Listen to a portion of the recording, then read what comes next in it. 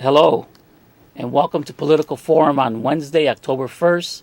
Uh, Today, our guest is Senator Bill Cunningham from the 18th District. Thank you, Senator, for being our guest today. Thanks for having me. My name is Freddie Calixto, and I am a board member of CAN TV. This is a service brought to you by CAN TV, and we hope that we can have some callers to call in and ask questions of the Senator this evening. Our number is 312-738-1060. So please call in and ask the Senator a question or make a comment. Thank you very much.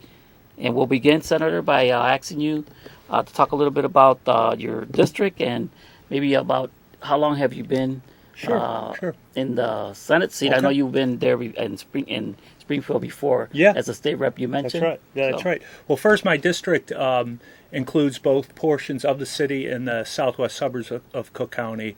I have portions within Chicago that include the 19th Ward, the 18th Ward, and the 21st Ward. Go about as far northeast as about 84th and Loomis, and then the district goes as far west in the suburbs in Orland Township at about 159th and Will Cook Road. So it's both a city and suburban district. I'm going to throw on the map so people can see a little bit about this. Is kind of right. your area that you cover and the...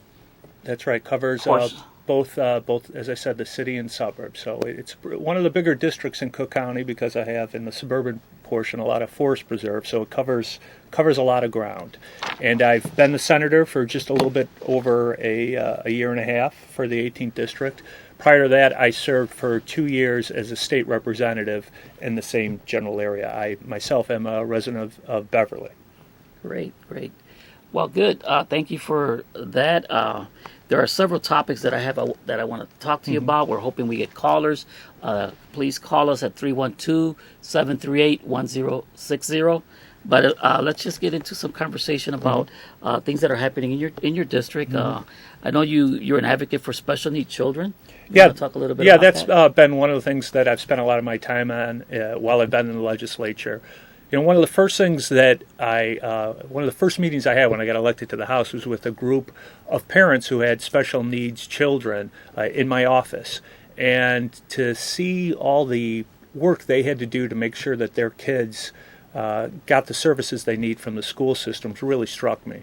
And I sort of made it my mission to make sure I helped them out as much as possible. So I've carried a handful of pieces of legislation designed to help kids with special needs. One is related to kids getting physical education services while they're in high school, even if they have various disabilities, that they have the same access that their other classmates do. And then another piece of legislation I carried make sure that once a district sets an education plan for an individual, that the school district has to execute that plan within 10 school days. So parents don't have to wait forever for answers and for their plan to be in place for their child. So that's something that's always been really important to me. Great. We have a caller on the line. Caller, what is your question? Hi, I know one of the biggest issues still facing the state is pension reform and what we're going to do with that. I was just wondering, what's your take on what's the most practical and sort of realistic solutions for that? Because it's such a big problem. I mean, I don't even know where you start. Yeah, you're right. It is. It's my time in the legislature. There's no doubt that that's been the biggest problem we've had to tackle. We did pass a comprehensive pension reform package that would affect the state pension programs back last December. That law, though, its survival is very much in doubt right now because earlier this year, in sort of a test case, the state Supreme Court took up a law that we passed recently related to health care benefits for retired state employees. And they basically said that diminishing those health care benefits was the equivalent of diminishing their pension benefits and said that it was unconstitutional. There's some very strong language in our state constitution about pension benefits that protects those benefits. And we've sort of played a guessing game in the General Assembly for a couple of years about what would be found constitutional and what wouldn't. And I think we now see that a lot of the plans that we've had out there that have been voted on and been proposed are likely to be found unconstitutional by the courts. So we're going to have to go back to the drawing board, I think, sometime early next year in the spring session and try to craft something that would be found constitutional by the Supreme Court, and that's going to be difficult to do from a financial standpoint. But I think there are a few ideas out there that we can pursue.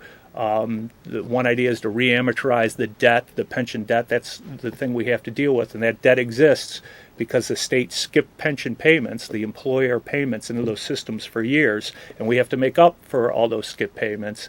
So right now we're scheduled to go on a ramp up with gradually increasing payments. There's a plan to flatten those out to sort of remortgage the debt, so to speak, that put it in terms of people that understand, and that might help give us a little bit of relief. Great. Caller, thank you. Great question. We have another caller on the line. Well, caller, what is your question? Hi. I am a City of Chicago resident, and I read somewhere recently that there is going to be some changes to the education funding in Springfield, and wanted to see how that might affect the funding here in the City of Chicago. Yeah, that's a good question. That is a pretty hot topic right now. There was a bill that was debated back during the last session in May that passed the Senate, called Senate Bill 16.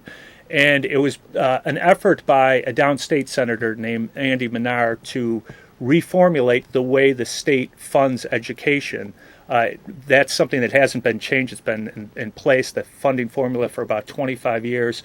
And I think he started out on a well-intentioned effort to refigure how we do that, to make sure that students in poorer districts were getting more funding. Illinois is kind of an outlier when compared to other states, in that there are large discrepancies in how much money we spend per district on each student. And this bill is an effort to correct that.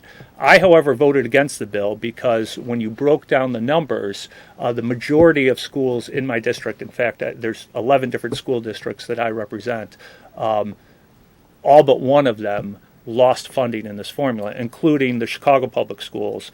If this formula became law, they would lose about $24 million.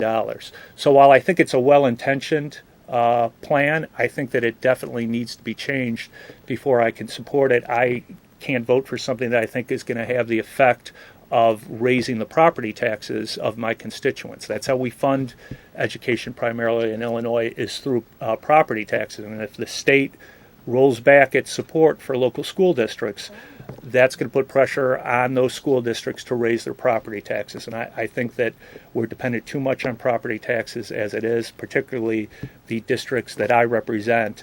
And I can't support a plan that's going to increase that pressure and take money out of classroom instruction. That's what will happen if this plan, as it is currently written, is implemented. Caller, thank you for that question. That was a great question. We have another caller on the line. Caller, what is your question?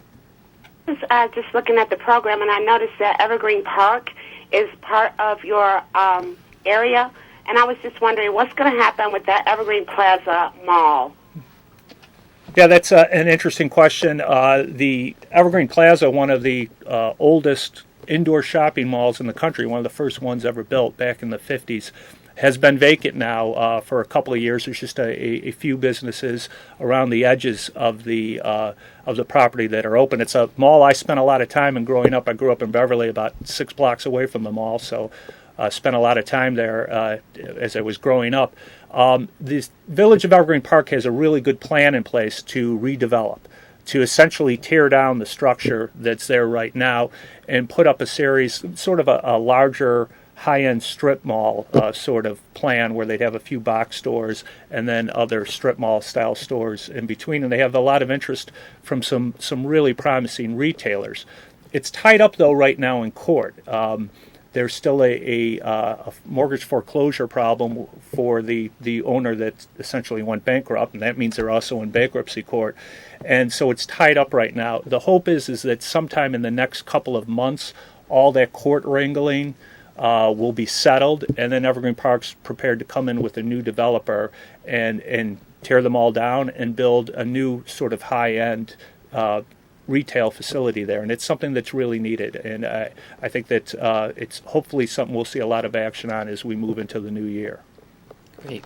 Thank you for that caller. We're getting some great questions here. Please call us 312-738-1060. Well, let's talk about some other activities that you have done in your district. How about this cracking down on the gang activity? Yeah, we had an interesting problem that came up in part of my district, really last summer and before that, and particularly when we saw a higher rate of murders involving gang violence. Some of the individuals who were killed in some of this violence were gang members, and their funeral processions would come into a couple of different cemeteries that were in my district, and they would be essentially gang funerals. And they were very disrespectful to both the family members of the deceased and to the living, the individuals who lived around those cemeteries. They would block traffic. People would hang out of the windows, flashing gang signs. People would hold guns out of car windows. So it was something that I think was very bothersome to a lot of people throughout my district, and to the people who were just innocently in the cemetery for another burial or to visit the grave of a loved one. So I authored some legislation that would create a new sort of carve-out in the vehicle code that said that if anyone is guilty of reckless driving while in a funeral procession, that their car could be impounded. The same way if someone was pulled over for a traffic offense and had drugs, or used their car to pick up a prostitute, could have their car impounded. Someone driving like this in a funeral procession could have their car impounded. I talked with a number of people in the area, a number of police officers, and also to some funeral directors who had been sort of victimized by this activity, and they thought that was a really good way to target this sort of behavior. So we passed that about a year ago, and we have seen a diminishment of this kind of behavior. So we think that the threat of losing your car has been a real deterrent to this kind of behavior. And while things haven't been perfect or weren't perfect this last summer, we certainly saw far fewer incidents than we did the previous 2 summers. Great. Thank you for that information. That's great. What else could we, let's see, about ensuring offenders participate in the work program. This sounds like a very interesting project. Yeah. Can you talk a little bit about that? Yeah, before I joined the General Assembly, I worked in the Cook County Sheriff's Office for a number of years, and one of the programs there that I really admired the most was the boot camp program that was started by Sheriff Mike Sheehan several years ago. One of the ideas of the boot camp program is to have offenders being active and working and learning skills while they're locked up, because almost everyone who's locked up, particularly people locked up in Cook County Jail, are going to be back out on the streets someday. So it's important we install some a work ethic and give them some training. So this bill that I passed earlier this year gives the sheriff the ability to place offenders in a program actually outside the boot camp, where they will go into distressed communities and help tear down houses that have been foreclosed on and abandoned, and then also partnership with some unions and some trade organizations on building new housing in those communities. So it's an effort that is just now being kicked off by the Cook County Sheriff's Office, and I, along with Fran Hurley, a state representative that I work with, we authored this legislation to empower the Sheriff's Office to get this program off the ground. Well, it's very interesting. We have another caller. Caller, what is your question? Yes, good evening. Good evening. Late last month, there was some, in your district in Morgan Park, there was some graffiti vandalism that struck the community. And so the community, they got together for a vigil last week. But my question to you is, have you heard about the vandalism? Is there anything you can do, or is there anything that the community can do to help them feel more safe? Yes, I did hear about that incident. In fact, I was at that vigil that you mentioned that we did just outside of Morgan Park High School last Friday night. It was very moving. I'd say between about 80 to 100 residents of the area were there as a show of support and a showing of unity, that the people in the community aren't going to stand for those kinds of incidents. Basically, what happened, for people that aren't familiar with it, a couple of weeks ago, we think during the night, someone went through a couple of blocks in that area in Morgan Park. It's actually just outside of my district, and scrawled racist graffiti on some cars and some garages. A terrible event, and not one that's reflective of what is a very diverse community. And for those of us like myself who've lived my entire life in Beverly, that's one of the real strengths of our community, and something that's really proud of, and I'm really proud of, and we're all proud of. And it was heartwarming to see so many people from all sorts of different backgrounds come together and stand united at that vigil Friday night. My understanding is the police department has an investigation going on right now, but as of yet do not have any suspects that they're targeting for committing this crime. Great. Do we have another caller? Yes, we have another caller on the line. Caller, what is your question? Hi, thank you for taking my question. First of all, I just want to thank you for coming up with the idea to partner with former inmates for a train or work release program. I think that's a solution. At least we're heading in the right direction. But my question is, as far as people who have a felony record, can we look into something where they don't have to fill out paperwork from potential employees who ask if they've been convicted of a felony? Because that rules out a number of them. Yeah, there was actually a piece of legislation that I know passed the Senate, I believe passed the House this year, that would remove that initial stigma from, or that initial step from an application. Employer would still be free to do a background check. I think it's right that employers have that ability to make sure, particularly if they're hiring someone who's going to be handling cash, that they know something about their background. But what this one bill said is that in your original job application process, that you not have this checkbox that you're convicted of a felony, because the belief was that then the employer would automatically go in a different direction, and it made it harder for offenders to get jobs. There are a number of ways that ex-offenders can work to make themselves more employable by addressing their past offenses and getting them expunged. The clerk of the court's office has an entire division dedicated to that. So if you can go to a judge and prove that you've straightened up, that you haven't been in trouble, that you've been a productive member of society for a number of years after your offense, you can get those a number of offenses expunged from your record that would in turn make you more employable. Well, thank you for that call, caller. We do have another caller on the line. Caller, what is your question? My question is, this is a great show. First of all, I would like to know, in terms of Chicago, are you for a casino coming to Chicago? Yeah, I would favor that. I think there's a lot of difficult questions that go along with the expansion of gaming. The more gaming there is, the more societal problems you're going to have related to that, and we have to be cognizant of that. And any type of state-sanctioned gaming, I think, has to set money aside to help problem gamblers. But having said that, gaming's going on all over. It's now outside of Chicago in suburban bars and restaurants with video poker machines. I think that what bothers me, I think a lot of Chicagoans, and particularly Chicagoans who serve down in Springfield, is we hear these reports about people from Chicago, from Illinois, crossing the border to go to casinos in Indiana. I've heard, a number of anecdotal stories about being at the parking deck at a casino in Hammond, and 90% of the license plates on the cars being Illinois license plates. So I don't like the idea of that revenue escaping the state. I think it should stay here. I think the construction of a casino downtown would create hundreds of temporary construction jobs, good paying jobs, and then the casino industry itself, once it's up there operating, would also produce some jobs too. So I think it's an economic development plan that we should look at. And it's also a way to raise new revenues in the city, perhaps revenue that can be used to pay down some of the pension debt. I've in fact sponsored some bills in Springfield that say that if Chicago Casino is open, a portion of those proceeds that are collected by the city would go to retire some of the pension debt. So I think that's an opportunity that we should take advantage of. Great question, caller. Thank you very much. Just let's remind you that this is a call-in show. It's a service from CAN TV. Please call us at 312-738-1060. Well, let's see what else we can talk about here. We got to turn the page. What about the standardized testing in the schools? Yeah, I sponsored a couple of bills this year and been involved in an effort to examine an issue that I think is really important, and I've done it as a member of the Senate Education Committee, and that's the amount of testing or assessments that are given to our students while they're in school.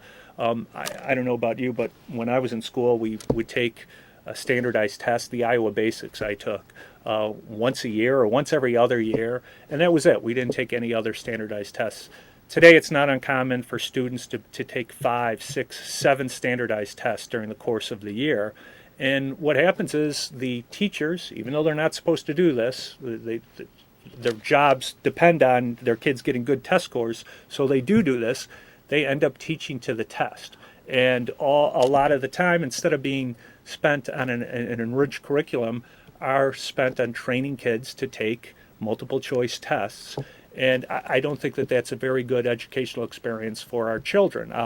My daughters went to Chicago Public Schools. I have a daughter now who's in 8th grade at a Chicago Public School, and I watched her a couple of years ago on a computer program, an internet-based program that was part of her homework assignment, where it was basically practice for taking a test.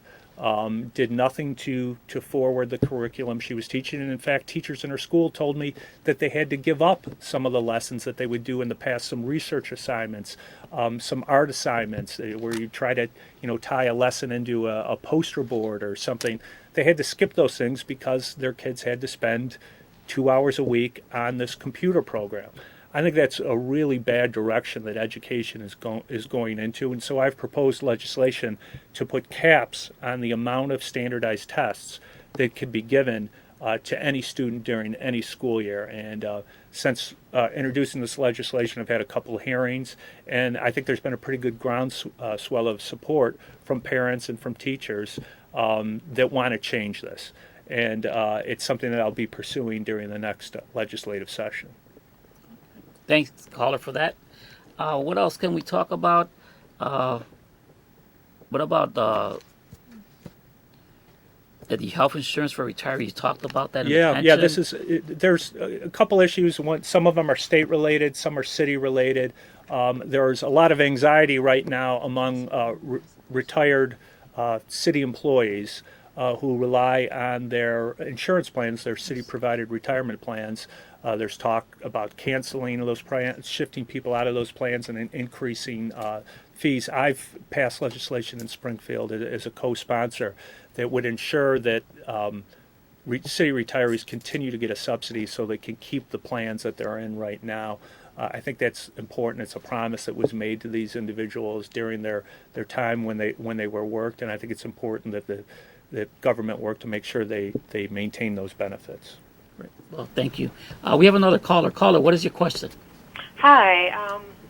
About a year ago, I heard some information about a high-speed train going through states, and I just want to know if that's still something that's on the table. Mm-hmm. Yeah, it is something that's been discussed. We've had over the last couple of years a sort of a slow rollout of higher speed rail. And I say higher speed because it would be faster than things are now, but not as fast as we see the bullet trains in Japan or in parts of Europe where they go close to 200 miles per hour. We're probably unlikely to see that here because we don't have dedicated tracks.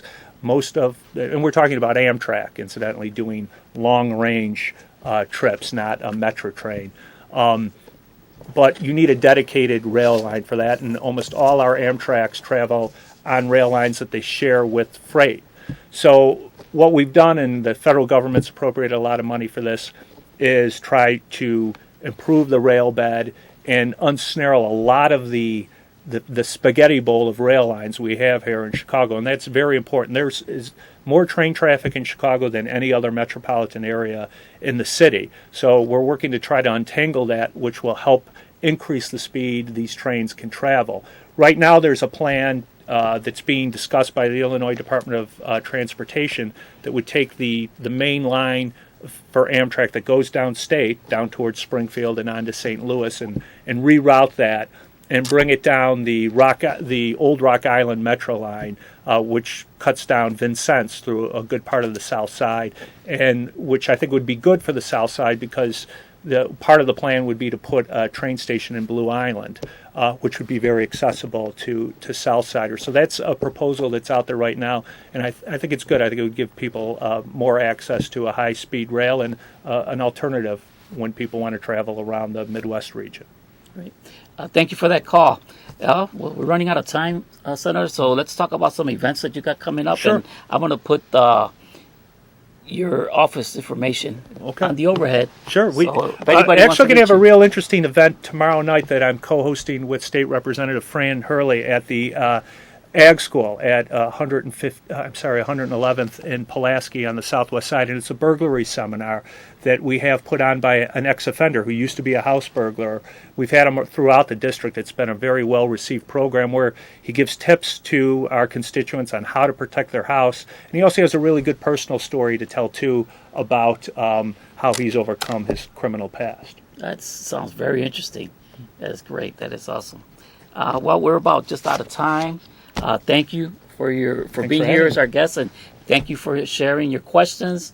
We'll see you next week. Thank you very much.